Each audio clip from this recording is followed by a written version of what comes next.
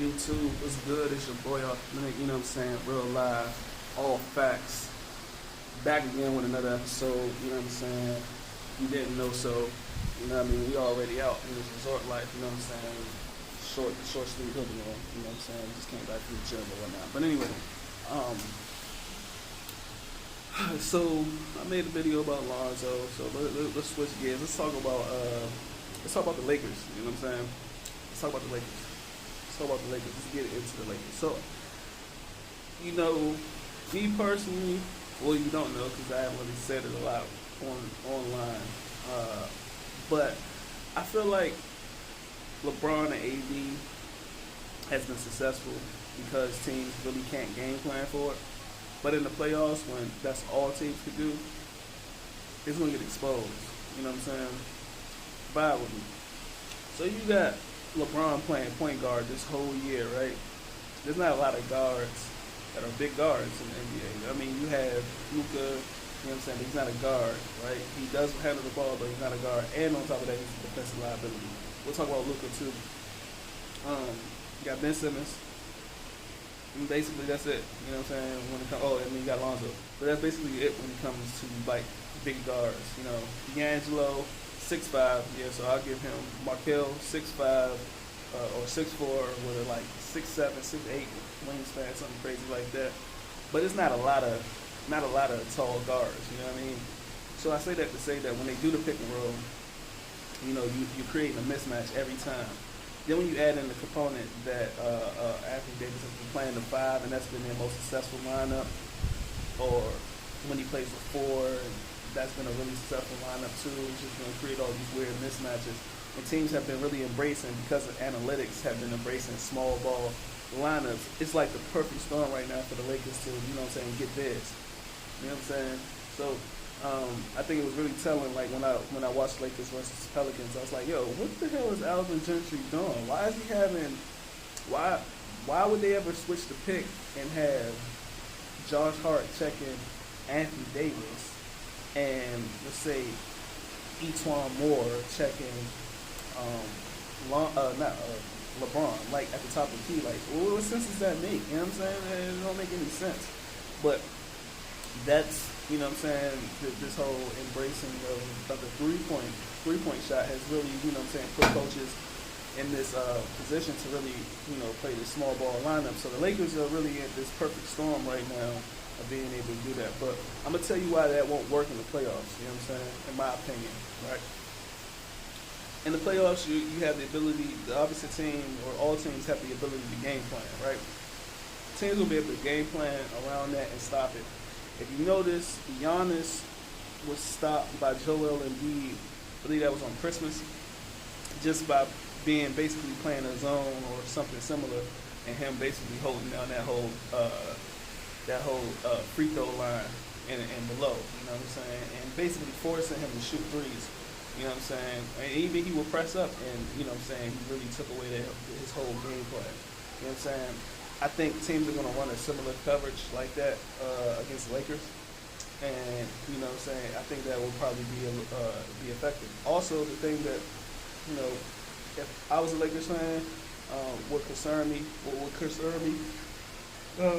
well, I am a Lakers fan, but what would concern me to all the other Lakers fans out there is the fact that they don't have another ball handler out there that can really go get their own bucket. I mean, Kuzma has definitely, you know what I'm saying, I think what young players, what people miss is the fact that it's a lot of adjusting that these players have to do. Even though most of the players are now coming in the NBA and they have similar ages and they've been through similar experiences, they played against this competition, you know what I'm saying, AAU ball, summer, McDonald's, whatever. But it's like, still the NBA, bro. You know what I'm saying? You're still going to have to learn, you're still going to have to adjust to it. You know what I'm saying? And that's not just for the average player. That's for players that are superstars. It's going to come an adjustment period. Some can get off right there and there, like their first year, but it's still going to have to be an adjustment period. So, you know, with that being said, like, you can't really expect a guy like Kyle Kuzma to, like, being able to put it all together, and he's thrown into a new system, and now he has to defer not only to LeBron but like to AD. You know what I'm saying? And he's have to learn like what his role is. You know what I'm saying? So, um, I mean, Devin Booker would be a nice trade. You know what I'm saying? But I don't see that happening. I don't even see if the Lakers gave up, stuff that made them good. Like they gave up the White, Kuzma, say a random pick if they have it, and say Alex Caruso. You know what I'm saying? Because the Lakers, you know what I'm saying, we just think we could do anything. I don't think the Phoenix Suns would still take that trade deal, and they shouldn't take that trade deal. But Kuzma is going to be the difference maker for them in the playoffs. If he can not consistently, but if he can go off for 25, 20-point games, you know what I'm saying, he's going to take off a lot of that pressure off LeBron. He's going to free up a lot more opportunities for Anthony Davis to be able to space the floor and be able to attack any way he wants to. Does he want to attack from mid-range? Does he want to attack from three-point line? Or does he want to go down low and get a bucket from either driving or posting up? So I think he's going to open it up. But I think that the Lakers, I think all of us as Lakers fans, we should be kind of concerned because things are going smooth and well right now. But in the playoffs, you know what I'm saying, you're gonna need more than just LeBron and AD's pick and roll. Especially when you play against teams like the Clippers who have the personnel on paper at least to eliminate your primary ball handler. You know what I'm saying? And after him, who do you have? There's been talks that Rondo might get traded, Quinn Cook, that Rondo's not a right fit, and that Quinn Cook might get traded. And so if those things do happen, you know what I'm saying, like who are you really going to rely on? Dan Collison, who just, who hasn't been playing in the league and he may sign or whatnot. So I think there's a lot of reason for concern for the Lakers. And I know a lot of people can't see it right now because, LeBron's playing great, you know what I'm saying? AD's, he's been hurt, but he's been looking solid in the games he's played. He's actually been playing a lot better than I expected. I ain't gonna lie. But the real test for a team is how they deal with adversity. And, you know what I'm saying, let's be quite honest, the Lakers haven't really faced any true adversity yet. You know what I'm saying? Everything's been kind of smooth, you know what I'm saying? I expected, and I think other people expected AD to be out a game here or there, 4 or 5 games, you know what I'm saying? Expected him to be out. But, it's really going to show, in the playoffs or if not before, you know what I'm saying, if it's a crazy injury or whatnot, how the Lakers going to really find an identity. But the positive things is the fact that the Lakers are an extremely large team. You know what I'm saying? Dwight Howard has been balling out. Kudos to Dwight Howard. You know what I'm saying? He's really been beat up, you know what I'm saying, on social media, you know what I'm saying, with all the weird stuff that people think he's into or whatnot.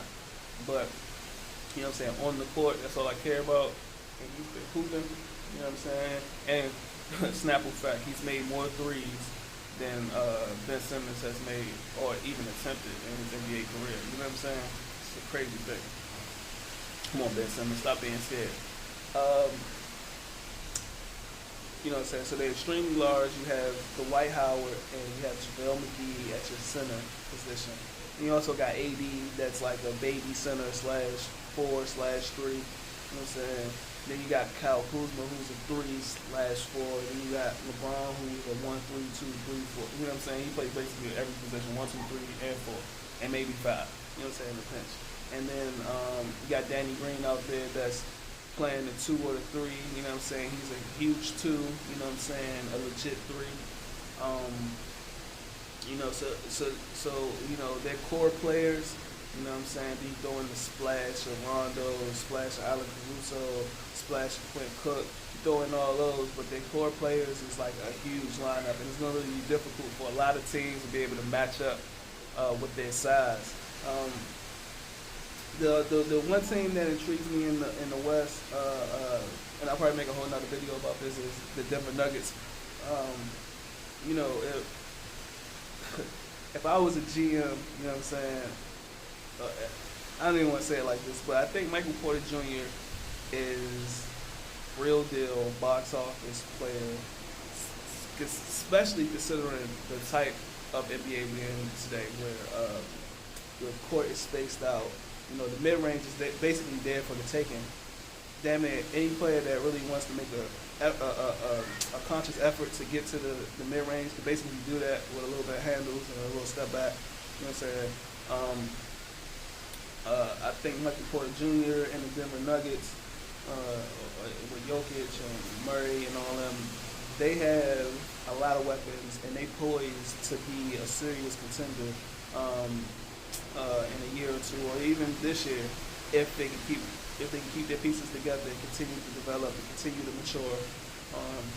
And that's going to be a really good team, and it's going to be a challenge for the Lakers, I believe.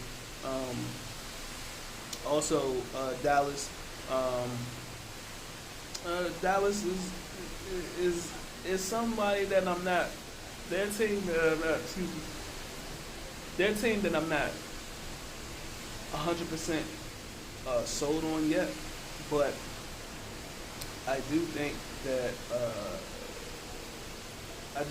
they are, on paper at least, they definitely have a lot of pieces that can give Lakers problems. I mean, Porzingis, there's really nobody on the Lakers that can check Porzingis. You know what I'm saying? Dwight doesn't have the foot speed on the perimeter. JaVale McGee is JaVale McGee. You know what I'm saying? And then Luka, you know what I'm saying? The only Achilles heel for Dallas is that, are they going to be able to defend? You know what I'm saying? Who knows? And are they going to use Porzingis effectively? When Rick Carlisle said that, let me explain the past. But when Rick Carlisle said that he doesn't like and doesn't believe in the post-up game for Porzingis should be his go-to game, I was like, oh, I done heard all I need to hear. I mean, he's an NBA coach. I ain't an NBA coach, so, you know what I'm saying, just my opinion. But a 7'3", 7'4", whatever he is, how tall he is, player, you're not going to tell me, especially in today's game where there's not really too many true 7-footers, you're not going to tell me that him being able to basically get as close as possible to the rim and shoot a basically uncontested shot is a low percentage shot, especially when it's going to draw the double team. So I think that's a little bit of a fallacy there. I'm curious to see how Dallas is going to be able to put it together going forward. Dallas is a good team to look out for, you know what I'm saying? But outside of that, I mean, the Rockets, I didn't mention the Rockets. You know, Brody and the Beard, they're great offensively, but defensively, I don't think they have the tools necessary to check everybody on the Lakers. And then the Clippers. You know, the Clippers is interesting because they were already a team that was giving the Lakers problems when it was just LeBron, you know what I'm saying? And they didn't have Kawhi, and for the most part, they didn't even have a healthy Paul George. So it was already giving them problems, but the fact that they don't have a true center outside of Zubac is going to be a problem for them. But I think with Doc Rivers' coaching background and Kawhi Leonard's playoff experience and his experience of playing LeBron and basically been calling LeBron out for the last couple of years, and he even got his first Finals MVP against LeBron, he doesn't have any fear. Patrick Beverly doesn't have any fear. So it's that's going to really be a crazy legacy if that were to occur, which is basically inevitable. Lakers versus the Clippers in the playoffs, it's going to be a legacy-defining type matchup for Kawhi Leonard and also for LeBron James, crazy as it sounds at this point. You know what I'm saying? So, but, you know, to wrap it all up, the Lakers, on paper right now, they look really great. They're really strong in a lot of areas, but they definitely need another ball handler, and then they need another guard that can get their own buckets. You know what I'm saying? If they can accomplish those two things by the trade deadline, they should be pretty good with, at the same time, being able to keep a lot of their core pieces. If they have to move Caruso, if they have to move Quinn Cook, if they have to move those guys, you know what I'm saying, whatever, so be it. Rondo, so be it. Even Jamel McGee, so be it. But